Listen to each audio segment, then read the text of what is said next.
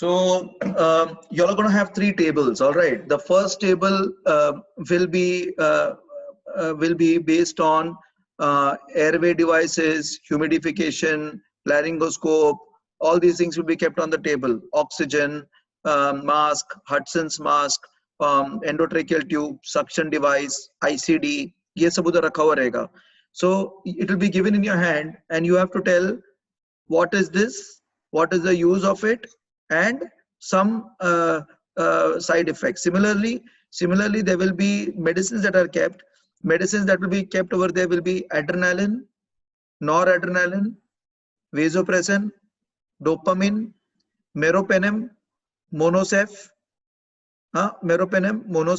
and amikacin, and ciprofloxacin.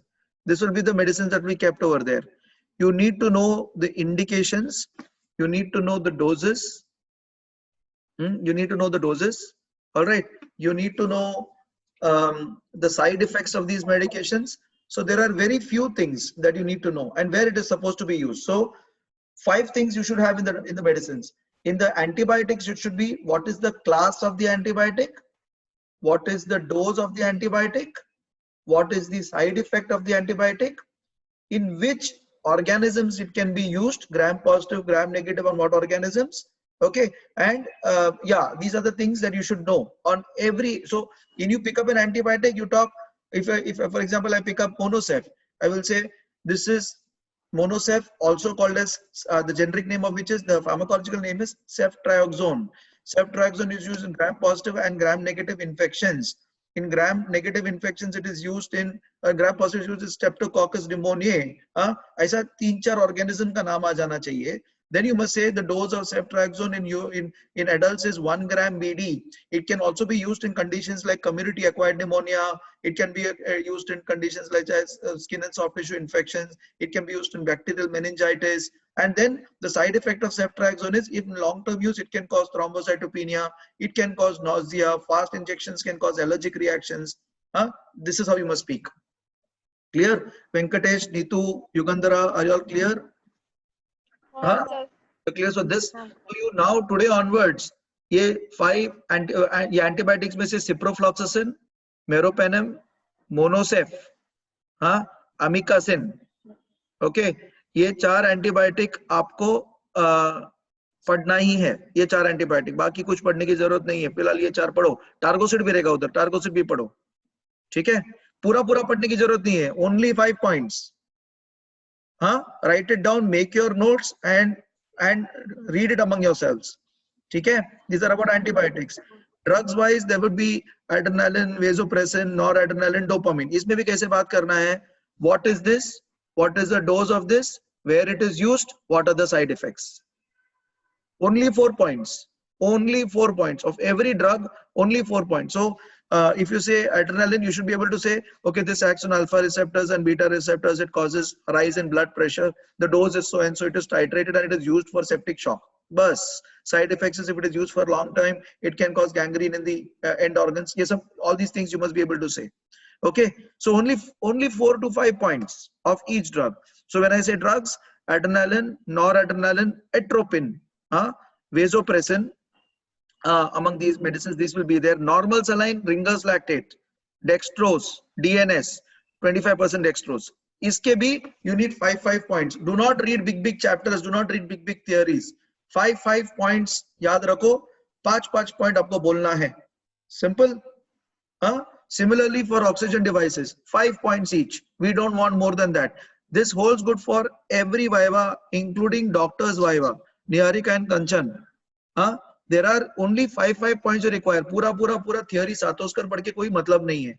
Okay, you just require 5 points. 5 basic points you require. Okay, Venkatesh, Yugandhara, this is very important for you, for Swapnali and for Neetu. Prepare your 5 points. Sit and prepare these 5 points. Okay. So this is table 1. Okay, this is table 1. Table 2 will be about your nursing flow chart. Nursing flow chart, DVT prophylaxis, then sedation protocol, insulin protocol. This will be all about nursing management, which will be taken by your handover. All this will be taken by your nursing superintendent. Okay, so you should know your protocol in sedation. Okay, you must know Ramsay sedation score, you know, or Rickman agitation sedation scale. जो आपने पीछे लिखा हुआ, you should know that. You should know GCS. You should know what is the insulin protocol. Okay, we want to keep sugars between 150 to 200. It should not go higher than, if it's less than 80, would like to give 25% dextrose. This all you should know. Insulin protocol. Okay. This should so this will be your second station, and your third station will be ACLS, ALS, and BLS. Usme se one scenario will be pulseless electrical activity that patient has fallen, and this one will be always trauma. They will ask you, there has been a road traffic accident, patient has come into the hospital. How will you take care of this patient as a bedside nurse? So you always start with trauma. If you say trauma, you always start with cervical spine. You always start with stabilization of cervical spine. That is what you start with always. Always start with stabilization of the cervical spine. Then you go ahead with breathing, circulation, and airway, and all these things. Airway, breathing, circulation, all these things. Clear on this? So please read trauma, read supraventricular tachycardia, read ventricular tachycardia, read heart block, and read asystole. Clear on this? Am I clear? Yes, so these are the things that you all have to be clear on. These are the things you all have to be clear on. Okay, these मतलब ये पढ़ना ही है आपको, option नहीं है आपको, ये पढ़ना ही है और ये करना है आपको. एक मैनिकिन अपने पास पड़ा है, मैनिकिन लो, ऑडिटोरियम में जाओ, और नहीं तो अपना नर्सिंग हॉस्टल में जाओ, ओपन एरिया में प्रैक्टिस करो, ओपन एरिया में प्रैक्टिस करो. Put the scenario that patient has come in, patient has fallen, somebody, and you start the scenario, and other person look at the card and see whether that is going as per card. You understand? You have to do it. So what is your duty today? Venkatesh, duty क्या है आज? Unmute yourself first. 2 AM to 8 AM, sir. 2 AM to? Night, sir.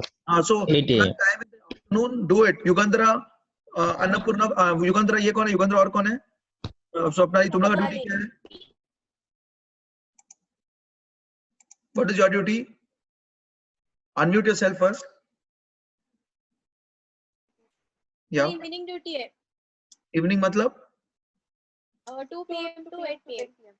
हाँ, तो तुम्हारे पास अभी 1 घंटा है. मैं अभी फिनिश करूंगा जल्दी. 1 घंटे में तुम लोग जाके प्रैक्टिस करो ये. मैनिकिन लेके प्रैक्टिस करो तुम लोग. नीतू का ड्यूटी क्या है? Night officer. तो एक काम कर, वेंकटेश और नीतू प्रैक्टिस करो. तुम लोग तीनों प्रैक्टिस करो. चारों जन तुम लोग प्रैक्टिस करो. तो प्रैक्टिस नहीं करेगा कुछ नहीं होने वाला. You will not be able to give that exam at that moment. वो टाइम पे एग्जाम देना नामुमकिन हो जाएगा तुम लोग को. I am telling you all this very clearly. ठीक है? So then will come the grand viva. So this will be all period of around 15 minutes. 15 minute का एक viva होगा ये तुम्हारा. ACLS will be 15 minutes. BLS will be 15 minutes. The whole thing will be 15 minutes. Then the table viva will be 15 minutes. And then 15 minutes will be spent on nursing flow chart and handover and all these things. Then there will be a 30-minute viva on grand viva. Grand viva में क्या होने वाला है? There will be the doctor, that is me. There will be the doctor external examiner, and there will be a nursing superintendent. So we three will sit together and ask you a few questions, of which one question will be about needle stick injury. Second question will be about biomedical waste management. You should know red bucket में क्या जाता है, black में जाता है, yellow में क्या जाता है. You should know that. You should know where it is going, from here where it is going, and how it is disposed from there. Ask your infection control knows how it is going. You should know about needle stick injuries. Last time we discussed needle stick injuries. You should know about needle stick injuries. Okay, and then you should start knowing about NIV. So NIV will be a question asked to you during your grand viva. It is not asked in any of the vivas till now. It is asked directly in the grand viva. Abhi tak it has not been asked by the nurse superintendent. It is not asked by me. It is not asked by the doctor also, external examiner. It will be asked in your grand viva. So let us discuss a little bit about NIV. All right. So what are the indications for NIV? So there are two basic indications for NIV. It is cardiogenic pulmonary edema and chronic acute exacerbation of chronic obstructive pulmonary disease. These two things you have to say. You have to say two things. One thing is cardiogenic pulmonary edema, and the second is acute exacerbation of chronic obstructive pulmonary disease, AECOPD. Okay, AECOPD, that is acute exacerbation of chronic obstructive pulmonary diseases. So this is what you're going to talk. These are the two indications. So when anybody says indications, you say the absolute indications are acute exacerbation of chronic obstructive pulmonary disease and cardiogenic pulmonary edema. Whereas there are some relative indications. Some of the relative indications that we know are acute respiratory failure of unknown origin. Relative indications. post anesthesia recovery unit to prevent post extubation reintubation. Okay, to prevent reintubation after extubation, especially in obese individuals. Then you can talk about obstructive sleep apnea, where we're going to use NIV. Obstructive sleep apnea, these are all relative indications. Absolute indications, I told you, were those two indications which you have to say. Right. Now the next question that will come is, what are the contraindications? When will you not use NIV? So Yugandhara, can you tell me when you will? Just come on to the video on karo jara. I don't know who's where. Yeah. Yugandhara, tell me what are the indications of contraindications of NIV? Unmute your mic.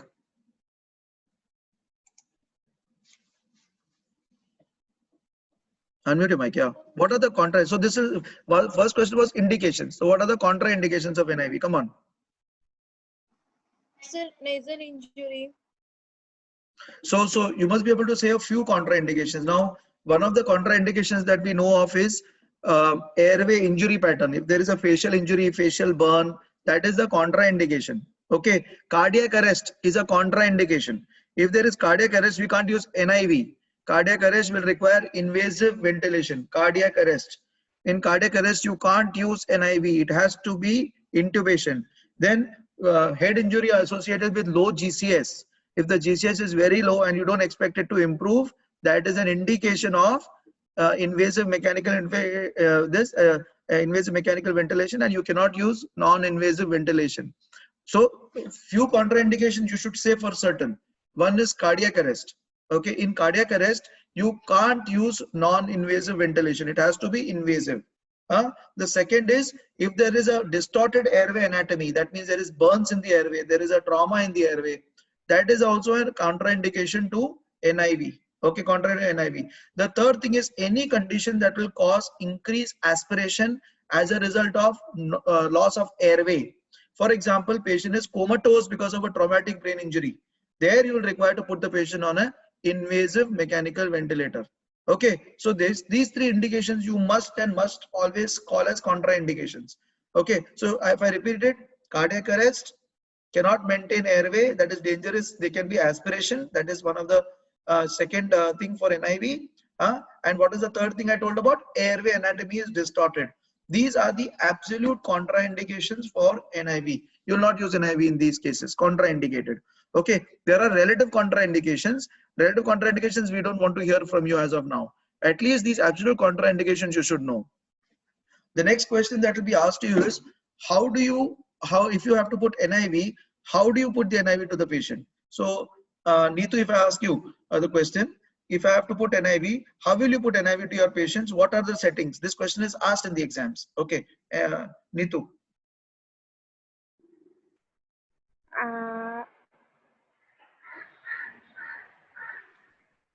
Pep set करना कैसे? बराबर.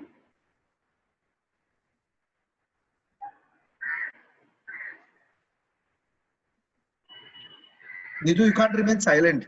You have to talk.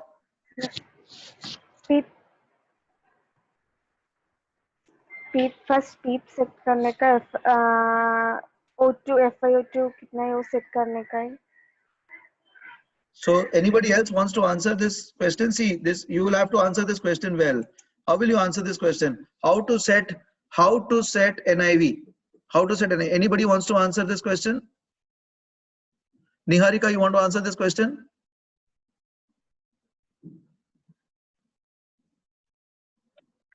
First, select mask size. So one sec. So Sushil, answer the question. Come on. First, we want to select mask size. Very good. Next, always start PEEP in low range. Okay.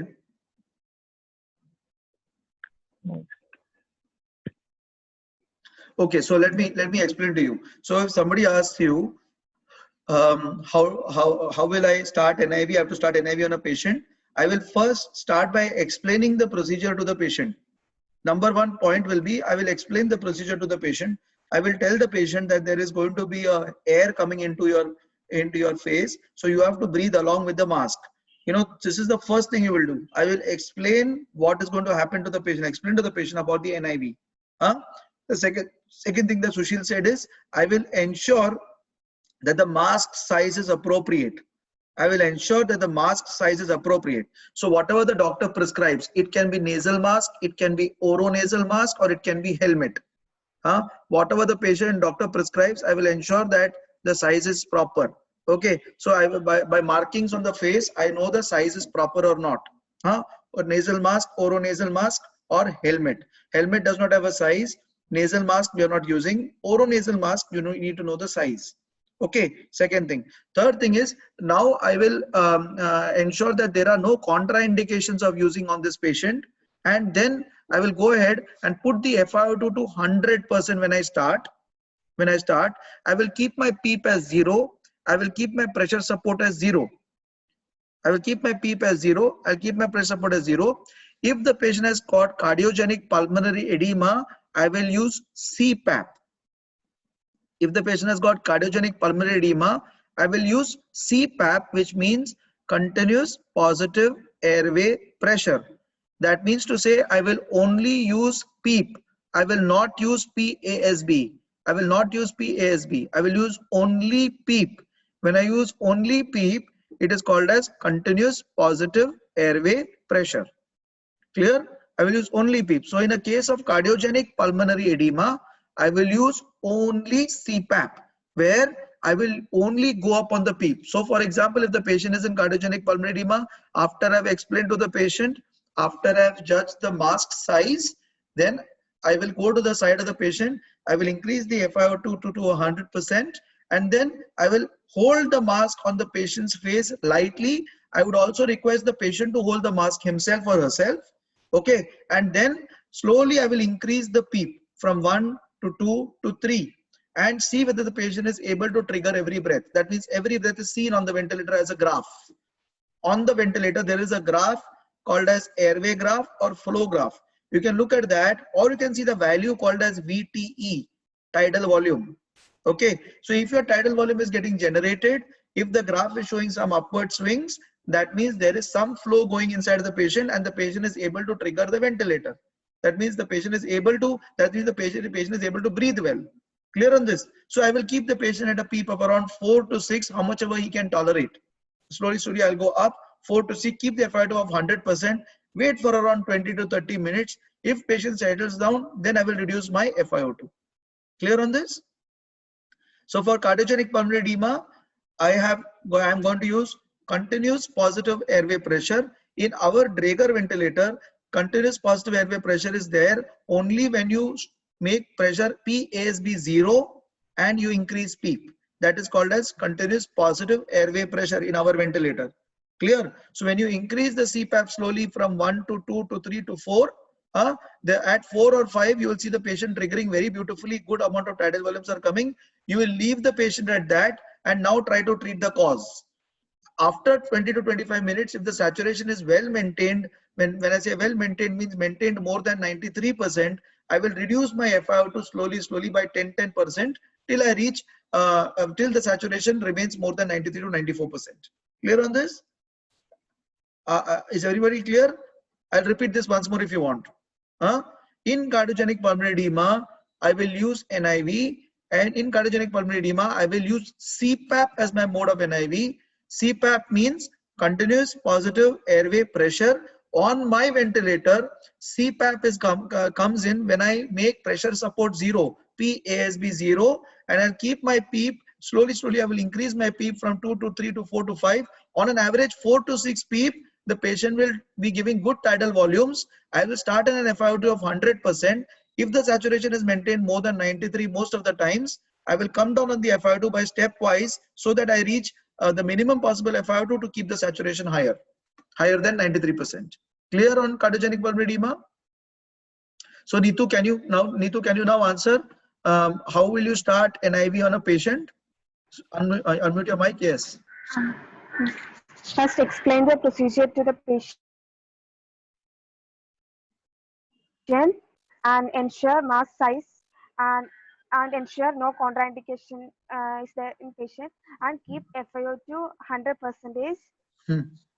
In cardiogenic edema, only use CPAP. Hmm. Continuous positive airway pressure.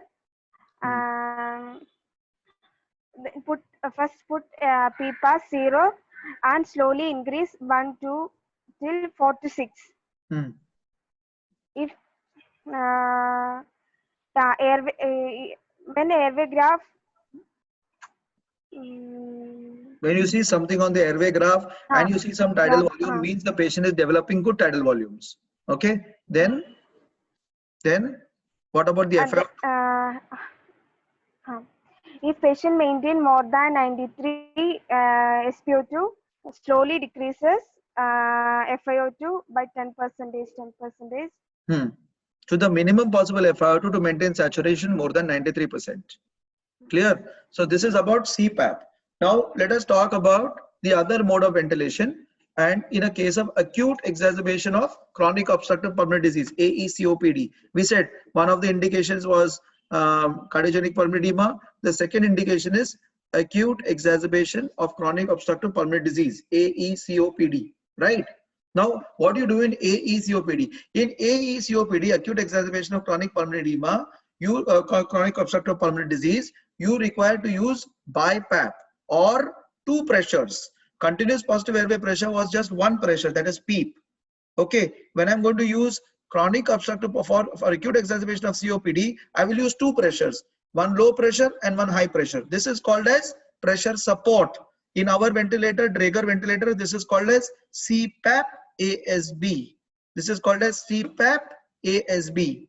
Okay, means I'm going to use bi-level pressure. One pressure on the higher side, one pressure on the lower side, bi-level pressure. Clear on this? In other ventilators, it may be called as BiPAP. Okay, in other ventilators, we call as BiPAP.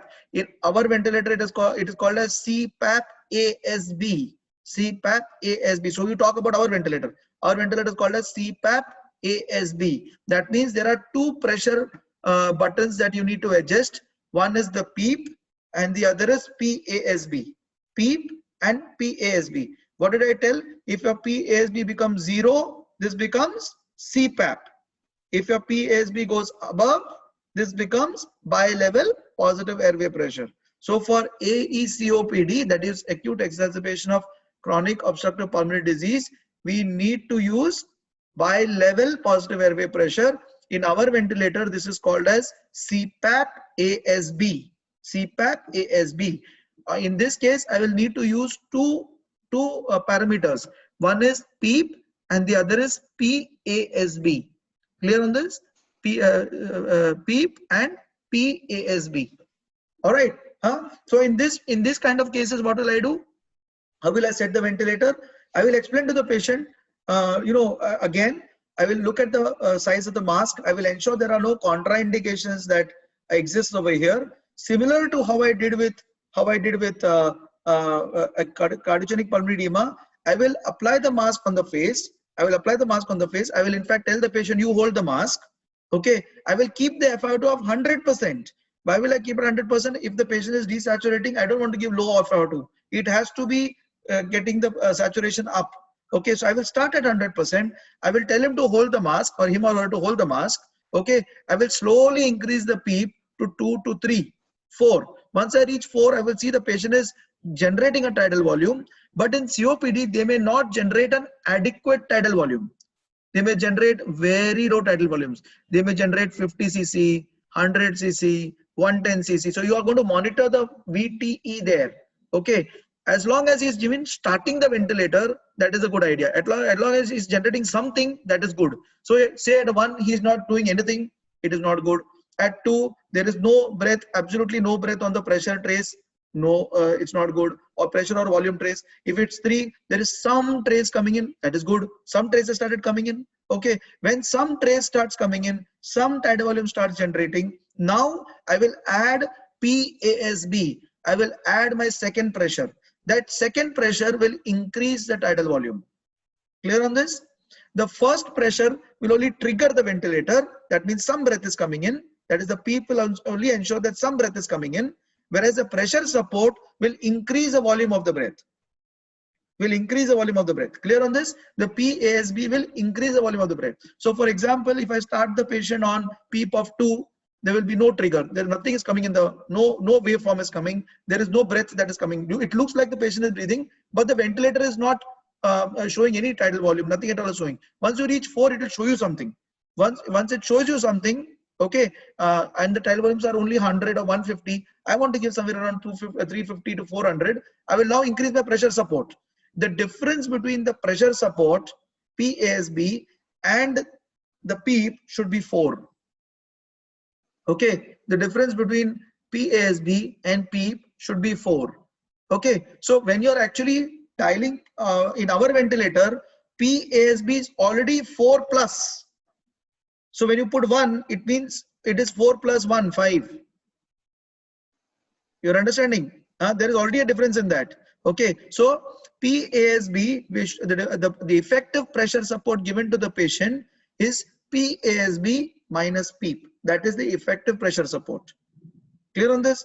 So if somebody asks you what is the pressure support delivered to the patient, it is PASB minus PEEP. So if this is 8, this is 4, it is 8 minus 4 is 4. The difference should always be 4. Okay, the difference, you cannot have 6 and 2, 6 and 4, it has to be 8 and 4. Okay, but here the difference in the FiO2 is, I will give the minimum possible FiO2 to keep the saturation more than 88, not 93 anymore. Understood? Till now, what we did with the FiO2, we kept the saturation above 93. Here we keep the saturation above 88. We don't want it more than 88. Clear on this? So have you understood 2 scenarios? Acute exacerbation of chronic obstructive pulmonary disease and cardiogenic pulmonary edema. Clear on this? So these 2 things are how you set the NIV. Clear on this? Now, what are the alarms and troubleshooting that you will see here? So you will see a low tidal volume alarm. So you must be able to tell this is low tidal volume alarm, low leakage alarm, low tidal volume alarm. When this comes, you will ensure that there is no leak around the mask. You don't need to tighten it excessively. You need to replace the mask properly.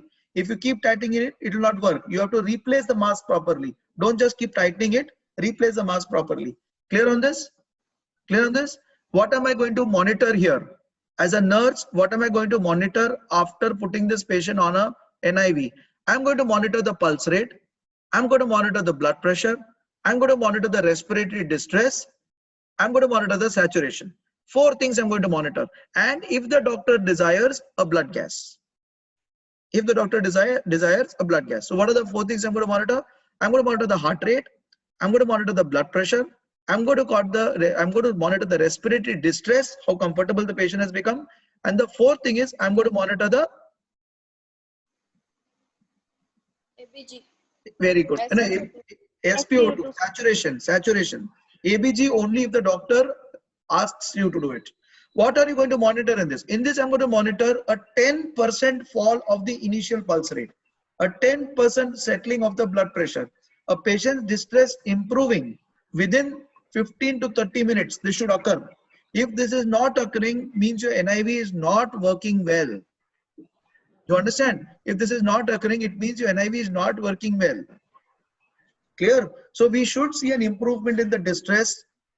We should see an improvement in the saturation. We should see a reduction in the respiratory rate, pulse rate, and improvement in blood pressure. We should see all these things. Only when all these things are occurring, this is called as NIV success. This is the definition of NIV success. Clear on this? And this NIV success has to be taken 30 to 60 minutes after you attach the NIV. This is called as NIV success. What is the difference between NIV in the ICU and the portable NIV? This question will be asked in the exam. What is the difference between NIV in the ICU and a portable NIV? So Venkatesh, can you tell me the difference? What is the difference between NIV in the ICU and a portable NIV? Many times you send the patient out with portable NIV, right? That is called as portable NIV, small one. So what is the difference? Venkatesh, unmute yourself and tell us the difference between both. PEEP. Mask. Sir, Venkatesh, wait. Nobody else answer. Wait. Venkatesh. No answers, Venkatesh? FA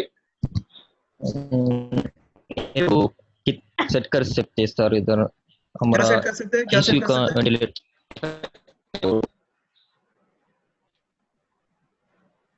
Okay, let's we can't hear you well. Let's ask you, Swapnali. Swapnali, sir mass different होता है sir क्या different होता है mask में? अपने मास होता है sir उनके मींस वो सिंगल ट्यूबिंग वाला रहता है तो एक्सपायर करने के लिए कोड रहता है उनको वेरी वो गुड, मास्क वेरी गुड. तो बहुत सारे डिफरेंसेस है, उसमें से एक डिफरेंस ये है, आपको जानना बहुत ज्यादा जरूरी है कि ये there are many differences between the NIV that is sent to the ward and the NIV that is used in the ICU. The ICU NIV, as she rightly said, has got a mask that is different from the portable NIV. What is the difference? The ICU NIV has got two limbs: inspiratory limb, expiratory limb, and the mask. That means there is a limb to inspire, there is a limb to expire, and there is a mask. The mask therefore does not have a leak. In the ICU NIV, the BiPAP mask, the NIV mask that we're using in the ICU. Whereas the NIV mask that we're sending to the floor, that mask will have a hole on the mask itself, or a place from where there will be a hole from where expiratory gas will go out. So that is a big difference. One of the big difference in the interface. This is called as difference in the interface. So there is a difference in the interface, and the difference in the interface is that there is a leak somewhere either in the mask or in the tubing, because that is a single limb tubing. Inspiration is occurring, expiration cannot occur through that tubing. So expiration has to go out through a leak either in the mask or in the limb of the tube. Clear on this? Am I clear? Am I clear? That is the first difference. Okay. What is the second difference? The second difference is our ventilators can give you FiO2, 20%, 40%, 50%, 60% FiO2 it can give. Whereas home BiPAPs or portable NIVs will not give you FiO2. Clear on this? There is no FiO2 button on it. So it will not show you, it will not give you FiO2. Clear? Your ICU NIVs can give you up to 100% oxygen. Your home NIVs cannot give you that kind of oxygen. It can go maximum 40 to 60%. It cannot go more than that. More than 40, 50% it cannot go. It cannot give more oxygen. You understand what I'm saying? So it cannot do that. Not only that, your ICU BiPAPs have got much more settings as compared to the home BiPAPs. So these are the basic differences between ICU BiPAPs and home BiPAPs. Clear on this? So now we have learned what are the indications of NIV, what are the contraindications of NIV, how to set the NIV, and the difference between a home NIV and a ICU NIV. Clear? Is everybody clear? Any questions here? I am treating pure exam wise. I have not gone into the details of anything. Pure exam wise I'm treating. These are the things that you need to talk when we ask you these questions. Clear? Clear? The next questions that we'll probably ask you would be nutrition. Okay, we're going to the next topic. The next topic will be nutrition. So when you say nutrition, you need to know about various forms of nutrition. There are two forms of nutrition, isn't it? Enteral nutrition and parenteral nutrition. There are two forms. When you say enteral nutrition, it means all those supplements that we are giving or giving to the GI tract or Ryle's tube. Whatever you're normally eating, that is not new, that is oral, that is nothing. Okay, that is not something. But when you're adding a specialized supplement or you're feeding through a Ryle's tube, this is called as enteral nutrition. The moment you add a supplement or you're giving it through the Ryle's tube or various other routes into the GI tract, this is called as enteral nutrition. Okay, anything that is given through the IV line is called as parenteral nutrition. Enteral and parenteral. Clear on this? Now, what are the routes of enteral nutrition? The routes of enteral nutrition are GI tract through the oral cavity, through the nose called as nasogastric feeding, through the mouth called as orogastric feeding, through a gastrostomy feeding. Gastrostomy means going through a tube that is inserted directly into the stomach. Jejunostomy feeding means a tube inserted directly into the jejunum, or a peg feeding, that is or a feeding tube, the feeding tube that goes from the nose directly into the jejunum. The first tube was nasogastric. Now you have nasojejunal. There are two different tubes.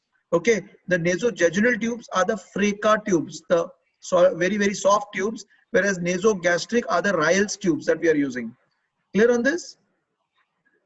So enteral nutrition can be orogastric, can be nasogastric, or it can be nasojejunal.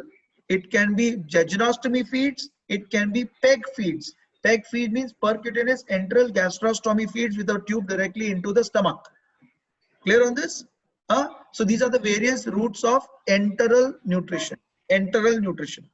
Clear on this? Am I clear on the routes of enteral nutrition? Okay. What are the routes of parenteral nutrition? Parenteral nutrition is divided into two parts: peripheral and central. Peripheral and central. Peripheral nutrition means giving it through an IV line. Peripheral nutrition means giving it through an IV line. When I say central nutrition, it means the route is going through the central line. That means it could be subclavian, it could be jugular, it could be peripherally inserted central catheters, PICC lines, PICC lines. These are the ones that are central TPNs, central parenteral nutrition. So there are two routes, parenteral. That is peripheral and central. When I say parenteral nutrition, clear on this? Am I clear till now? Clear? So now, what are the requirements of a patient?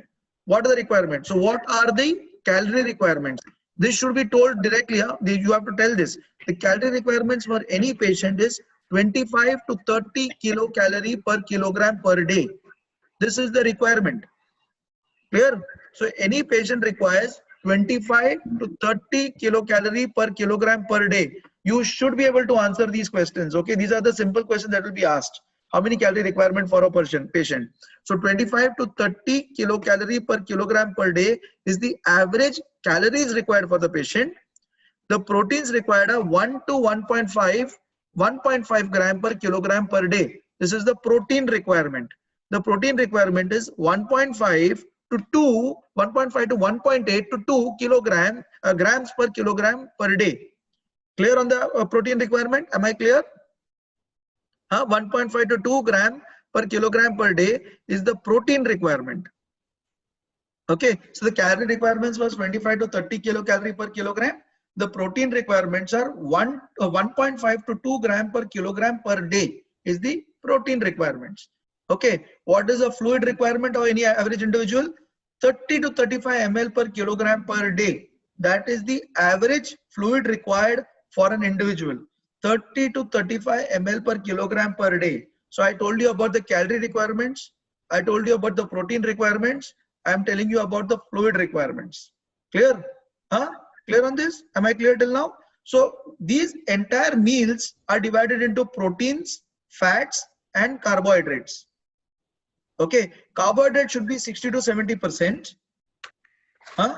Fat should be 20 to 30%, and proteins also should be 20 to 30%. Clear on this? Am I clear till now? Clear on this? So 60% should be carbohydrates. The rest should be proteins and fats divided by around 20 to 30% each. So this is your division. This is your division, right? So what are the indications? What are the indications of parenteral nutrition? If somebody asks you what are the indications of parenteral nutrition, it means what are the indications are when you want to bypass the orogastric route. When you want to bypass the orogastric route. For example, there has been a surgery done in the esophagus, or there is a surgery done in the mouth. Hide face neck surgery has been done, and you just can't feed from the mouth or from the esophagus. So we want to bypass the cavity. So we feed parenteral nutrition, right? The second reason to feed parenteral nutrition is if the patient is not having his right amount for 7 full days. If the patient is not able to eat well for around 7 days and is eating very less and not achieving target goals. Our goals was what? 25 to 30 kilocalorie per kilogram, 1.5 to 2 gram per kilogram. If he is not achieving these goals for 7 days, that patient requires parenteral nutrition. Clear? And there are certain conditions in which parenteral nutrition is taken, that is in conditions like colitis, when there is inflammation of the colon. Okay, in these cases, you may require parenteral nutrition. Fourth condition is when the patient does not tolerate enteral nutrition at all for 5 to 7 days.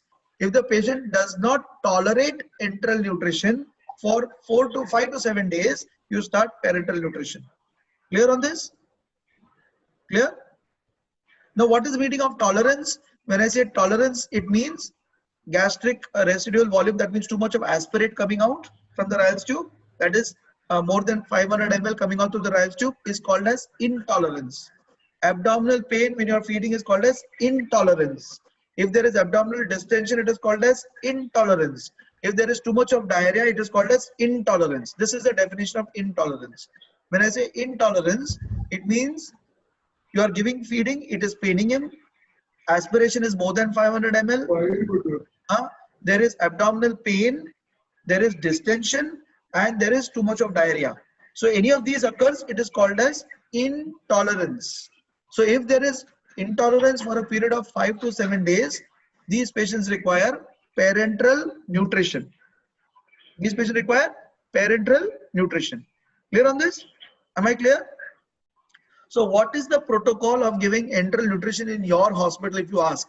What is the protocol? The protocol is 25 to 30 kilocalorie per kilogram, 1 to 1.5 gram per kilogram. We use formula feeds are prepared, and those formula feeds are hung for a total period of around 6 hours. Every 6 hours we have to change the feeds, because after 6 hours there is going to be a situation of contamination. You understand? There will be contamination after 6 hours, and that is why we keep the feed hanging for a total period of 6 hours when you're looking at enteral nutrition, right? Every 6 hours the feed is changed. Every 6 hours before the next feed we are aspirating. If the aspirate is less than 250 ml, we are feeding it back into the patient. If it is aspiration is more or less than 250 ml, we are feeding it back into the patient and increasing the rate. You understand? We are feeding it back into the patient and increasing the rate. Along with that, if the aspirate is too much, we are starting the patient on Perinom and erythromycin. You must be able to say this. Okay. So you must say that in our patients, we start feeding the patient at the recommended rate as per the chart. The diet care plan will first start with an assessment of the patient, chalking out of the diet plan and enforcing the diet plan. So assessment is very important. Then decision is very important on making the chart, and the third thing is using the chart. Okay, 3 things are there over here, and watching for complications. Okay, so when we are feeding the patient, we feed at the recommended rate. Okay, and every 6 hours when it is time to change the feed, we hang the feed only for 6 hours, because beyond 6 hours there will be contamination. After 6 hours we change the bag, we change the amount of the, after washing we put in new amount of, we don't wash, we wash only once in a day. We put the recommended solution inside at the recommended rate, before which we aspirate. If the aspirate is less than 250, we feed it back into the patient and increase the rate. Okay, and we add Perinom and erythromycin, which are used as prokinetic agents, so that aspirate does not come in. Clear on this? So that aspirate does not come in. We add prokinetic and erythromycin so that aspirate does not come in. Clear? Even after that, if there is still aspiration, then we hold the feed and we call the doctor. If it is more than 500 at any given moment, we hold the feed and call the doctor. This is your protocol for enteral nutrition. Meanwhile, we are on the lookout for gastric distension. We are on the lookout for abdominal pain. We are looking out for diarrhea, and we are looking out for aspirates. So this is what you're going to tell when you talk about what is your feeding protocol. Clear on this? Am I clear? Is everybody understanding? Exam wale jo ja rahe unko samajh mein aaya main kya bola? You need to, you must talk to your people so that because the exam you can't remain silent. Okay, in Hindi or in English, whatever, you must talk. Okay, Venkatesh, you must talk. Exam में चुप नहीं बैठने का, बात करने का. तुम लोग को आता है, तुम लोग बात करो बराबर से. ठीक है? All right. What about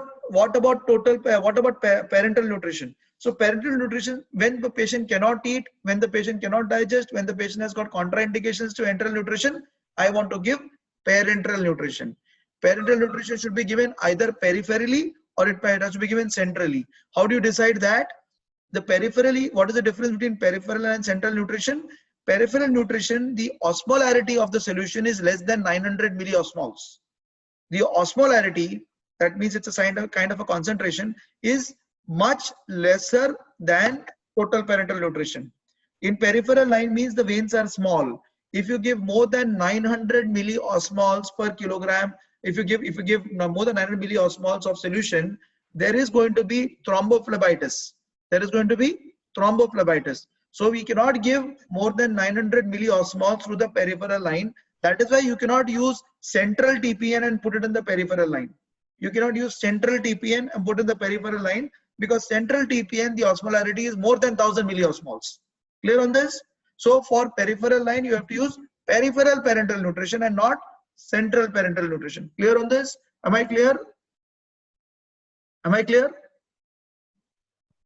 Okay. So now central nutrition has to be given either through jugular line or through subclavian or through femoral or through peripherally inserted central catheter PICC lines. That is how central nutrition is given. Here the osmolarity is more than 1000. Okay, that's why it's given centrally. All right. Now, what are the various TPNs that you know of? Capivan is something that we're using regularly. There are 4 kinds of bag: 1000, 1500, 2000, and 2500 approximately mLs mein. Right? How much do they calories they have? 100 कम कर देने का. 1000 ml वाला bag में 900 calories होता है. हाँ, 1500 वाले bag में 1400 calories होता है. 2000 वाले bag में 1900 calorie होता है. 2500 वाले bag में 2400 calorie होता है. समझ में आ रहा है? Just reduce 100 ml. That is the amount of calories that are there in that bag. Right? Huh? What are the proteins? 30, 50, 70, 90. Huh? 1000 को 30, 1500 को 50, 2000 को 70 and 2500 को 90 approximately. Okay, इसका छोटा छोटा differences है. 31, 54, 86 ऐसा है उसका. लेकिन you can remember it like this: 30, 50, 70, 90. ठीक है? This is the amount of proteins. What is the maximum rate at which you can give this? 2.4 ml per kilogram body weight. This is the maximum rate at which you can give TPN. This is the maximum. Beyond this, you can't give it. Okay, 2.4 ml per kilogram body weight. Okay, 2.4 ml per kilogram body weight. That means on an average 50 kilo individual, you cannot give more than 110 ml per hour for a 50 kilo individual. ठीक है, 110 to 115 ml per hour. That is the maximum you can give. ऐसा नहीं है कि वो bag खत्म हो रहा है इसलिए 150 कर दो. नहीं कर सकते हैं, उसमें प्रॉब्लम्स होने वाले हैं. Clear? Am I clear on this? हाँ, the maximum rate is 2.4 ml per kilogram body weight. Clear? Huh? Clear on this? 2.4 ml per kilogram body weight. That is the maximum rate of giving TPN. How do you prepare TPN? The preparation of TPN will involve you. There is a bag. The bag has got an outer layer and triple layer inside. This is called a triple chamber bags. Triple chamber bags means each of these bags have got an amino acid chamber, a fat chamber, and a carbohydrate chamber. There are 3 chambers in these bags which you have to break before you start giving TPN. Under sterile precautions, TPN has to be given. You have to have a dedicated central line port for using TPN. TPN bags have to be discarded, including the IV lines, every 24 hours. Every 24 hours, the TPN bag has to be discarded along with the IV line. You cannot use TPN for more than 24 hours. Some TPNs can be used for 36 hours. We have a protocol to use it for 24 hours. Clear on this? We can use up to 36 hours. No doubt we can use up to, say 36 hours, no problem. Use TPN up to 36 hours, not more than 36 hours. When you are changing the bag, you have to change the IV line also. Okay, the IV line has to also totally change. The entire infusion set has to be changed. Okay, when you're using TPN, there has to be a dedicated port when you're using TPN. What are the complications that we're using? Complications that will occur with TPN? Line-related complications. While putting the central line, there can be pneumothorax. There can be infection in that line. There can be thrombophlebitis. There can be clot formation in the line. So line-related complications. Complication of TPN, you'll first see about line-related complications. That means pneumothorax, thrombophlebitis, clot formation in the line, infection. 4 things. We'll talk line-related complications. Clear on this? The other complication that you have is TPN related. So out of that you'll have hyperglycemia, liver functions getting deranged, electrolyte imbalances, and refeeding syndrome. So 4 things you will talk about. 4 things. The 4 things are, you can have hyperglycemia, you can have electrolyte imbalances, you can have liver functions deranging, and you can have refeeding syndrome. These are the 4 complications that you're going to look at when you are using TPN. Very important complications. What is refeeding syndrome? Refeeding syndrome occurs to those patients who have been starving for a very, very long period of time, and when you give them feed, all the electrolyte imbalances in the body takes place, and that is called as refeeding syndrome. Okay? When the patient is not having food for a long period of time, and in that case you suddenly started feeding the patient with TPN, there can be marked electrolyte disturbances, and that is called as refeeding syndrome. Clear? Clear on the complications of TPN? Clear? So how do you monitor TPN? You monitor TPN, you monitor the line, and you monitor the laboratory. So in the line, you monitor for thrombophlebitis, for central line associated bloodstream infections, and for TPN wise, you monitor by doing regular CBC, sugars, liver function tests, and creatinine. Okay. Apart from this, in the TPN, you need to ensure that the patient gets fat soluble vitamins and trace elements. All TPNs cannot put trace elements and fat soluble vitamins, and that is why we give vitamin K once a week and trace elements daily. OTSKI, it's given daily. You understand? Trace elements and vitamin K. Vitamin K once a week and trace elements daily. This you need to add. So this is the part of monitoring in TPN. Clear on this? Monitoring in TPN? Blood investigations every 3rd day. CBC, LFT, BUN creatinine, electrolytes. Every 3rd day, you will monitor these laboratory investigations. Sugars you will monitor daily because it is known to cause hyperglycemia. You will give trace elements once a day, and you will give vitamin K once a week. These are the things you will do. That is fat soluble vitamin. You will give once a week. Clear on TPN? Am I clear? Any doubts? This is what we expect from you when you are going to give your exam. I am not giving you more than what is expected. This is what we expect from you when you are giving your exam.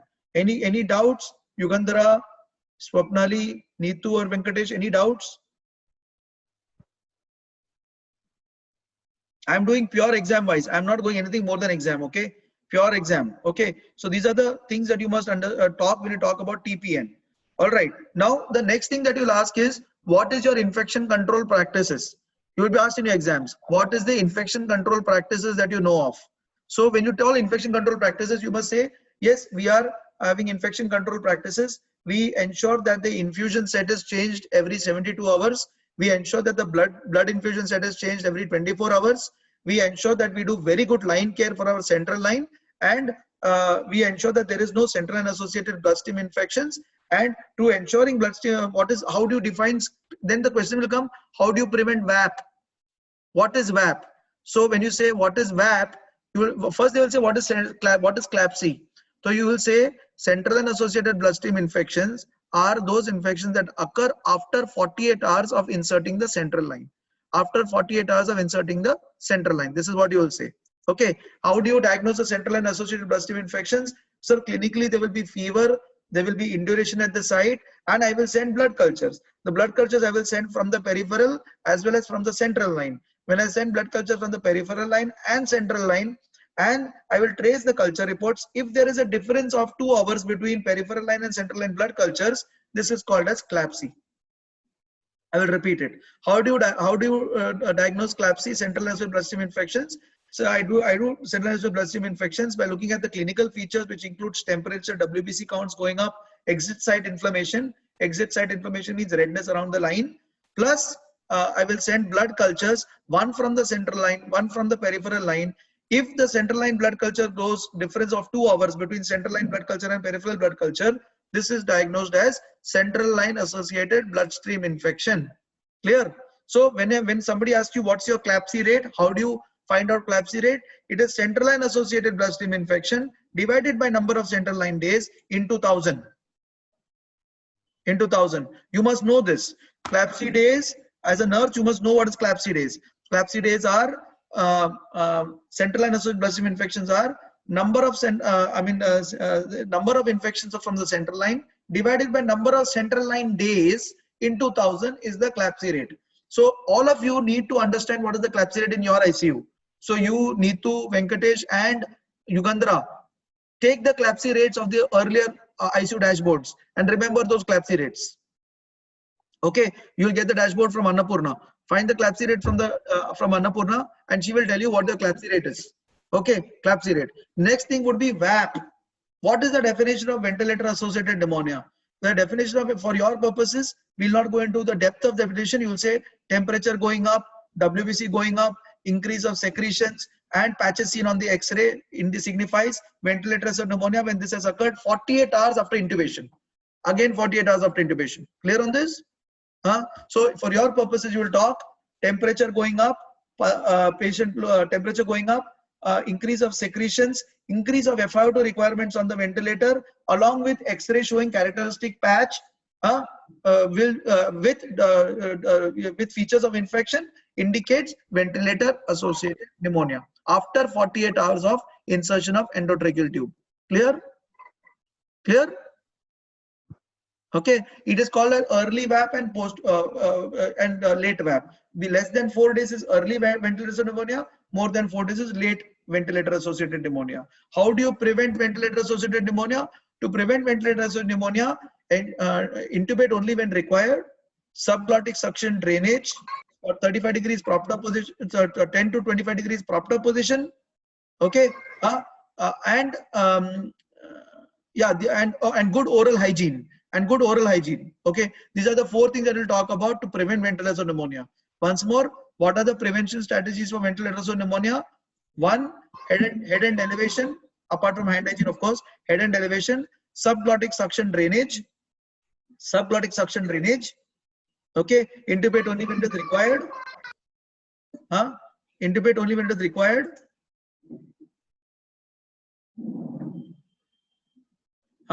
clear on this? Am I clear on ventilator pneumonia?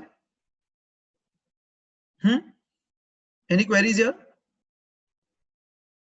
So VAP. So this is the definition of VAP. So similarly, you will be asked what is VAP? How do you calculate VAP rate? Again, here it is number of infection on VAP, diagnosed as VAP, divided by number of ventilator days into 1000. That is the VAP rate. That is a VAP rate. Clear? Now what is COTI? Oral VAP, you remember how to prevent VAP? Don't tell more than this. VAP, prevention of VAP, and tell only these. Do you have a VAP bundle? Yes, we have the VAP bundle, but VAP bundle is not okay. So we have only these 4 points in our VAP bundle. Which are the 4 points in our VAP bundle? Head and elevation, hand hygiene and head and elevation. That is subglottic suction drainage, good oral hand hygiene, and prevention of extubation, prevention of reintubation. Okay, clear on this?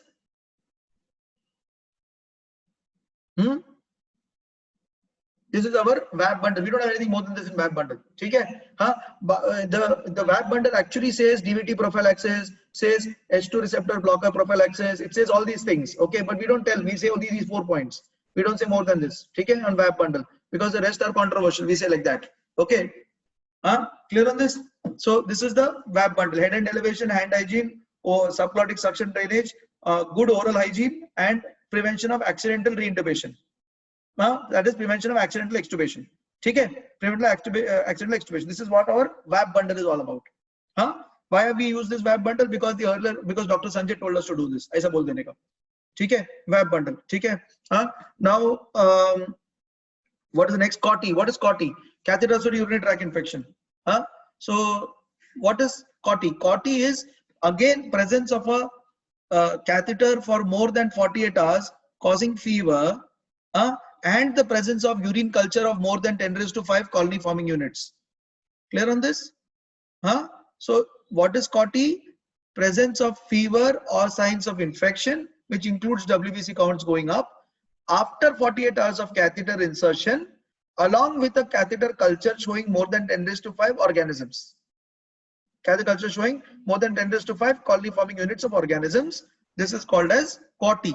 catheter associated urinary tract infection. How do you prevent COTY? Avoiding putting the Foley's catheter. Number 2, fixation of Foley's catheter. Number 3, keeping the Foley's catheter at every given moment, keeping the bag at any given moment under the patient's bed, below the level of the pubic symphysis. So keeping the catheter below the level of pubic symphysis is very important to prevent COTY. What is COTY rate? Number of infections got from number of catheters urinary tract infections divided by number of catheter days in 2000 is your COTY rate. You should know this. Okay, so when you go to Annapurna, call up Annapurna, ask her what is my COTY rate, what is my CLABSI rate, what is my VAP rate. You should know that, because when you are asked this question, you are assumed that you have to know what is your VAP rate in your hospital, what is the COTY rate, and what is the CLABSI rate. Okay, whatever rate is there, ask Annapurna, she will tell you what the rate is. Clear? COTY infection control practices. Clear?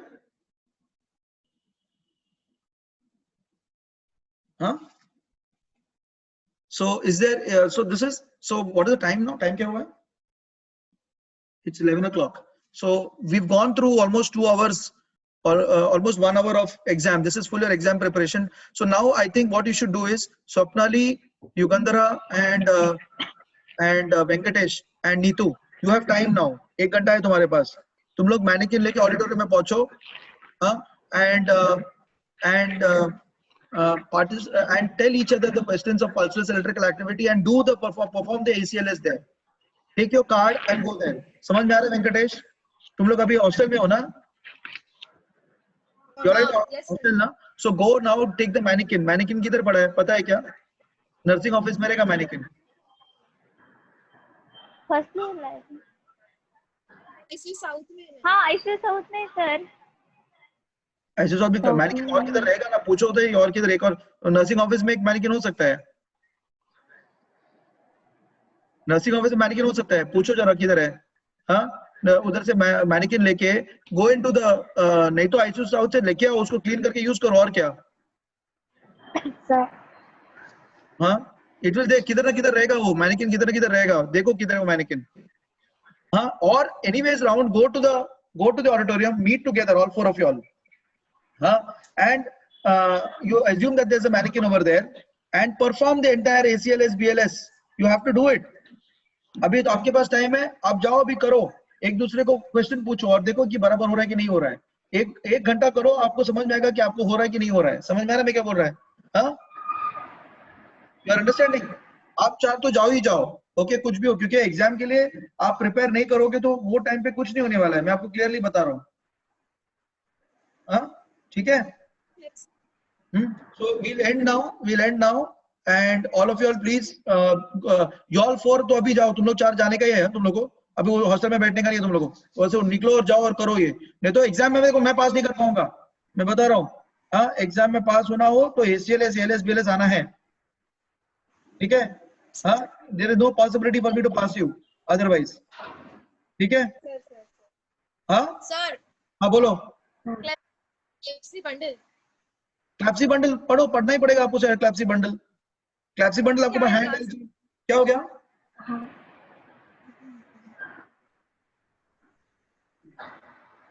हाँ, अभी क्या करने वाले हो बताओ मुझे,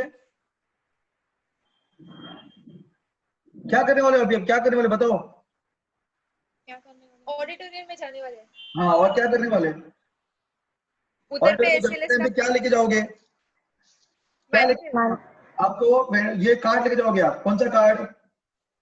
algorithm का। हाँ, एल्गोरिथम वाला कार्ड लेके जाओगे, ओके। हाँ, एंड वो कार्ड में जो लिखा है pulseless electrical activity, ventricular tachycardia, bradycardia and trauma, ये आपको करना ही करना है, इसमें कोई ऑप्शन नहीं है आपके पास, ठीक है।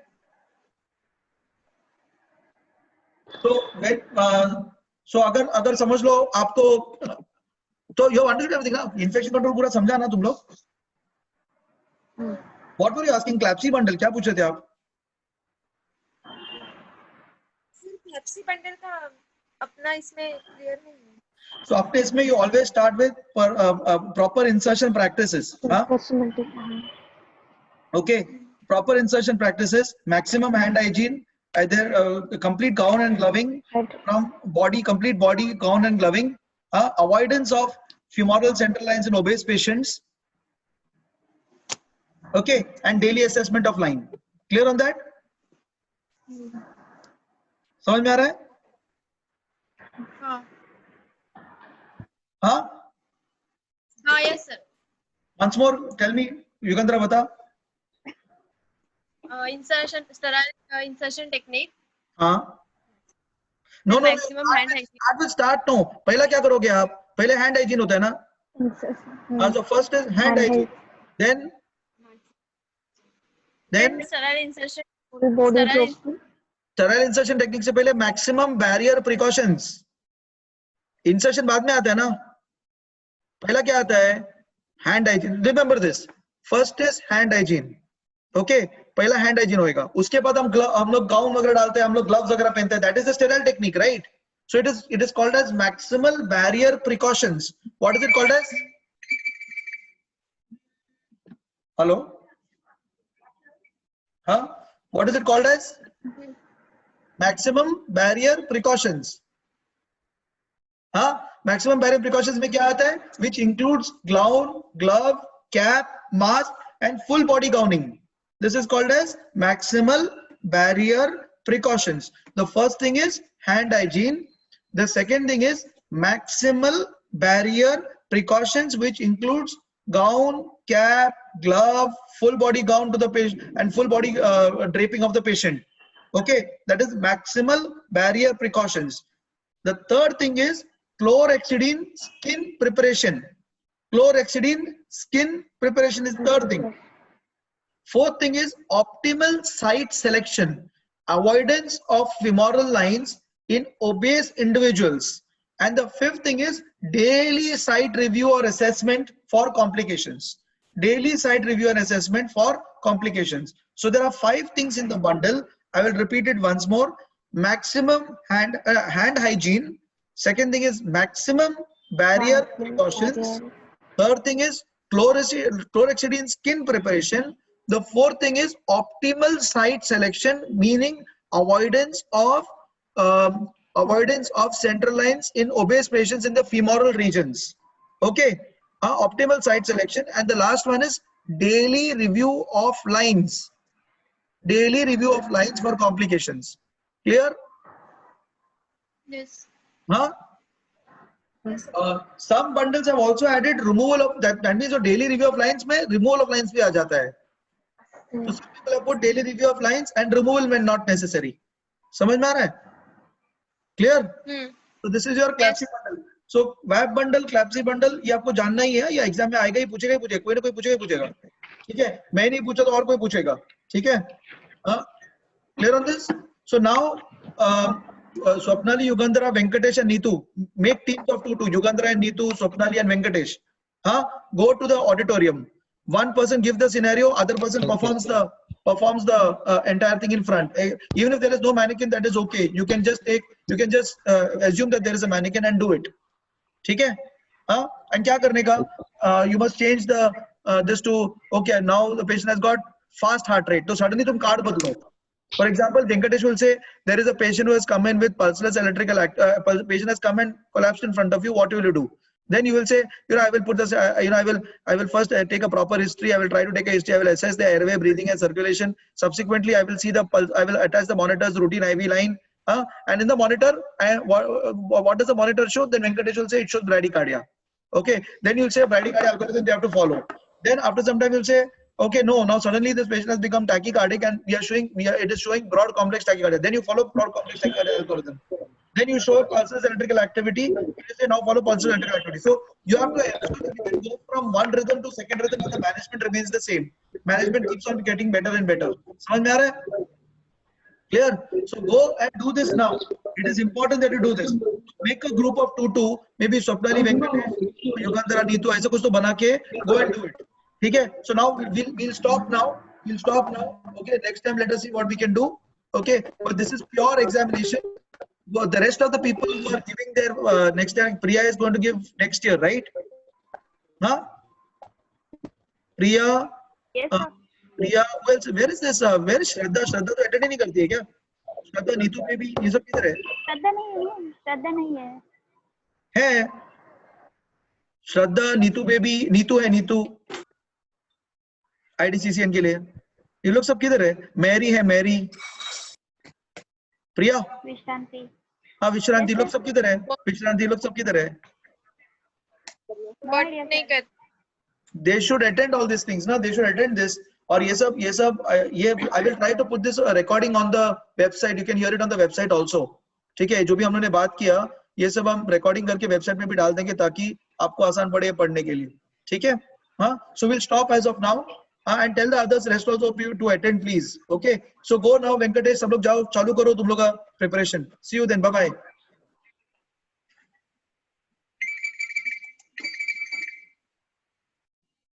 हेलो।